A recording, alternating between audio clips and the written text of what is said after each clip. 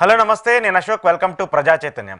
అల్లు అర్జున్ అరెస్ట్కి సంబంధించి ఒక సస్పెన్స్ అయితే ముగిసింది. అయితే నిన్న మధ్యాహ్నం 12 గంటల సమయంలో తెలంగాణ పోలీసులు అల్లు అర్జున్ అరెస్ట్ చేశారు. అల్లు అర్జున్ అరెస్ట్ చేసిన తర్వాత ఆయన్ని చెంచల్గూడ జైలుకి తీసుకెళ్లారు. ఆ తర్వాత హైకోర్టులో జరిగినటువంటి పరిణామాల నేపథ్యంలో ఆయనకి బెయిల్ కూడా మంజూరు చేస్తున్నట్టు హైకోర్టు తెలిపింది.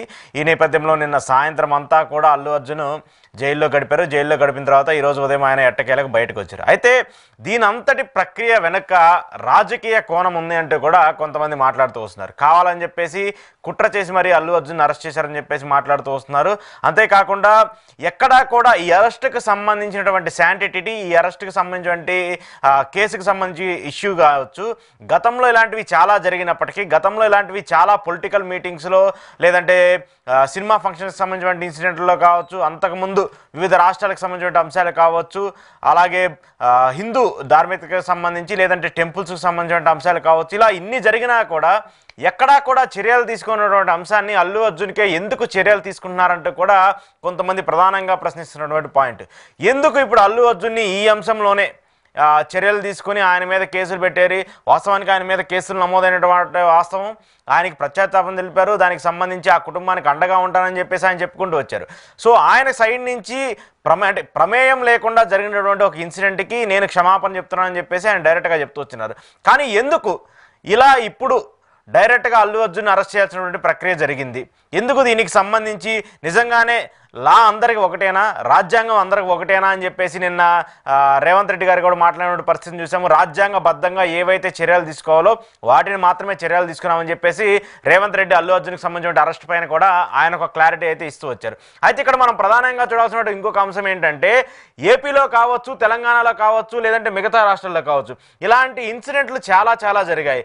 గతంలో అంటే 2014 నుంచి 2019 సమయంలో అప్పుడు ముఖ్యమంత్రిగా ఉన్నటువంటి చంద్రబాబు నాయుడు గారు పుష్కరాలకు వెళ్ళినటువంటి నేపథ్యంలో ఆయన సడన్గా రావటము, విత్ పర్మిషన్, అక్కడ పోలీస్ సెక్యూరిటీ ఉంది, వివిధ బెటాలియన్స్ ఉన్నారు, ఆయనకు సెక్యూరిటీగా ఉన్నారు. పుష్కరాల్లో ఎంతమంది జనం వస్తారో మనకు తెలుసు. సో అంతమంది వచ్చినప్పుడు కూడా అక్కడికి చంద్రబాబు నాయుడు గారు వెళ్ళారు. చంద్రబాబు నాయుడు గారు వెళ్ళినటువంటి తరుణంలో అక్కడ తొక్కిసలాట జరగడము, ఎంతమంది ప్రాణాలు కోల్పోయారో కూడా చూసాము. అప్పుడు కూడా చాలా కేసులు నమోదవుతూ వచ్చాయి. దీని మీద ఖచ్చితంగా చర్యలు తీసుకోవాలని చెప్పేసి చెప్తూ వచ్చారు. ఎక్కడా కూడా దానికి సంబంధించి ఆనవాళ్ళు లేవు. ఆ తర్వాత పవన్ కళ్యాణ్ గారికి సంబంధించినటువంటి సభలకు సంబంధించినటువంటి చాలా ప్రోగ్రామ్స్లో కూడా తొక్కిసలాటలు జరగడము, లేదంటే ర్యాలీలు జరిగినప్పుడు స్కిడ్ అయ్యి బైక్ అయ్యి చనిపోవడము, ఇలాంటివి కూడా చాలా జరుగుతూ వచ్చాయి. సో ఇలాంటి నేపథ్యాలు చాలా జరిగినప్పటికీ కూడా ఎందుకు ఈ పుష్ప సినిమాకి సంబంధించినటువంటి ఈ వివాదాన్నే హైలైట్ చేస్తూ ఇప్పుడు వచ్చారు? ఇప్పుడు దీన్ని ఎందుకు రేవంత్ రెడ్డి ఇంత ప్రియారిటీగా తీసుకుని ఆయన అరెస్ట్ చేశారనేది మాత్రము ఒక రాజకీయ సందేహంగా కూడా ఇప్పుడు వినిపిస్తూ ఉంది.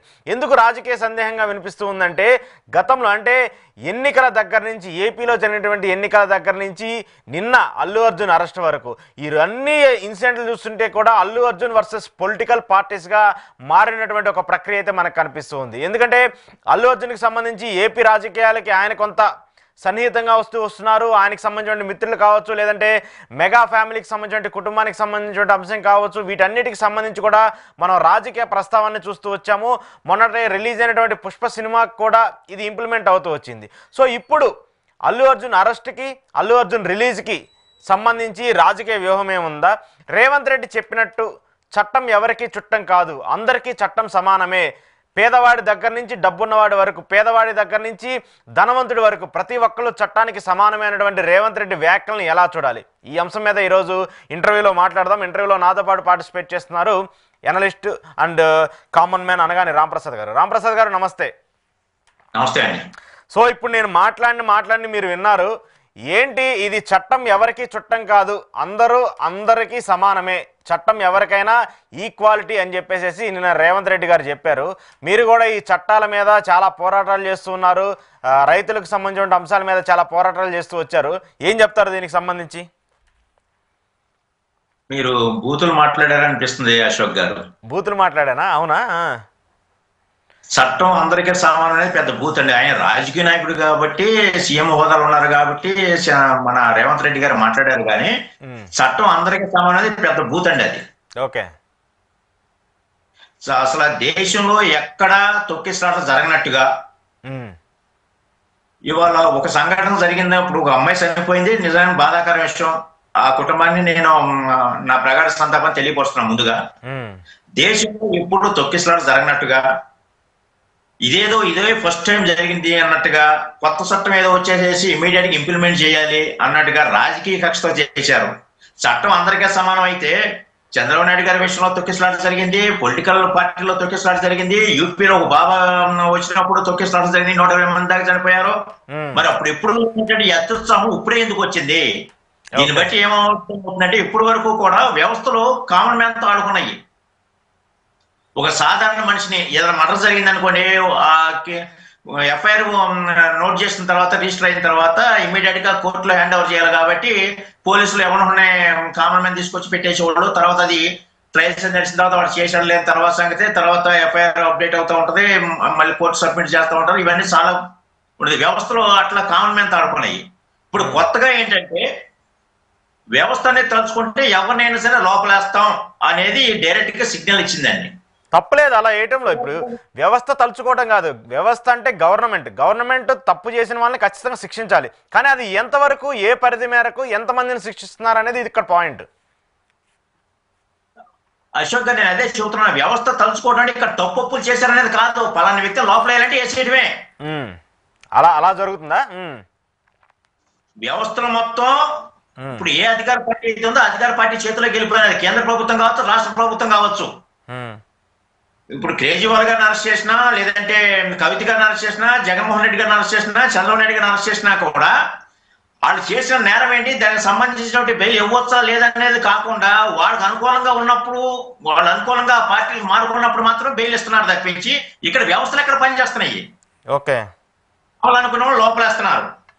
ఇక్కడ నేను చెప్పదలుచుకునేది ఏంటంటే ఇప్పటి వరకు కూడా ఒక కామన్ మ్యాన్ తో ఆడుకున్నారు. ఇక్కడ పొలిటికల్ గా ఇదైనవి, ఇప్పుడు రాజకీయ నాయకులు కూడా పొలిటికల్ గా అప్డేట్ అయ్యారు కాబట్టి అల్లు అర్జున్ గత 3 సంవత్సరాల నుంచి ఒక పాపులర్ ఫిగర్ అయిపోయారు, నేషనల్ స్టార్ అయిపోయారు. అవును, ఈ పుష్ప సినిమా కూడా ఎక్కడా చేరుకునేటువంటి ఒక ట్రెమండస్ రికార్డు సృష్టించింది కాబట్టి రాజకీయ నాయకులకు డబ్బుతో పని లేదు. ఎందుకంటే వాళ్ళు ఏ పదవిలో ఉన్నా కానీ, ఏ పార్టీలో ఉన్నా కానీ స్కాములు చేస్తున్నారు, డబ్బుతో పని లేదు. వాళ్ళకు వచ్చిన మెయిన్ ప్రాబ్లం ఏంటంటే ఈ రాజకీయ నాయకుడు ఎక్కడికి వెళ్తుంటే 100 మంది రావటం లేదు. జనాలు రావాలంటే బిర్యానీ ముందు డబ్బు ఇచ్చి తీసుకురావాల్సి వస్తుంది. ఇలాంటి ఒక స్టార్ ను కనుక మనం తొక్కిపట్టి చేసుకుని మనకు అండగా తెచ్చుకోగినట్టయితే ఈయన కనుక ఆ పార్టీకి వచ్చినట్టయితే జనం కూడా వస్తారా, ఫ్రీగా వస్తారని ఒక కుసిద్ధ భావంతో రాజకీయ పార్టీలు కుట్రలో భాగంగా జరుగుతున్నటువంటి ఇది. ఓకే ఓకే, సిగ్గు వీడ్చి చెబుతాను అశోక్ గారు. ఇప్పుడు నేను మీరే అన్నారు రైతు సమస్య మీద పోరాడుతానని చెప్పేసి, ఒక రైతు కి అన్యాయం జరిగింది, కోర్టు తీర్పు ప్రకారం కట్టుబడి ఉన్నాం, లెటర్ రాసినా కూడా మాకు పండించిన పంట పర్సనల్ అకౌంట్ లో జమ అయితే ఇంతవరకు న్యాయస్థానం కూడా న్యాయం చేయలేదు, ఏ రైతు కూడా సపోర్ట్ రాలేదు. ఓకే, ఇప్పుడు అల్లు అర్జున్ గారికి బెయిల్ వచ్చినా కూడా అనవసరంగా లోపల ఉంచకూడదు. అలాంటి వ్యక్తిని కావాలని చెప్పి రాత్రి వరకు జైల్లోనే ఉంచారు. ఇప్పటి వరకు రైతుల్లో యూనిటీ లేదనుకున్నా, వాళ్ళు ఏదో రెక్కడి దగ్గర డొక్కలతో చదువుకోలేదు, అన్ఎడ్యుకేటెడ్, వ్యవస్థకి ఎదుగు తిరగలేదు అనుకున్నా, ఎడ్యుకేటెడ్ అయ్యుండి వ్యవస్థలో సెలబ్రిటీగా ఉండి కూడా ఒక సెలబ్రిటీని అరెస్ట్ చేస్తే ఒక్కడ కూడా ముందు రాలేదండి. అంటే ఇక్కడ యూనిటీ అనేది ఎక్కడ లేదు దేశంలో. ఎందుకు? సెలబ్రిటీలకు సంబంధించి మాట్లాడారు కదా, చాలా మంది ట్వీట్ చేశారు, చాలా మంది మాట్లాడారు నిన్న. ఎవరైనా ట్వీట్లు చేస్తారు, అన్ని చేస్తారు. ట్వీట్లు చేస్తే వ్యవస్థలు మారుతాయా? అంటే నేను అనేక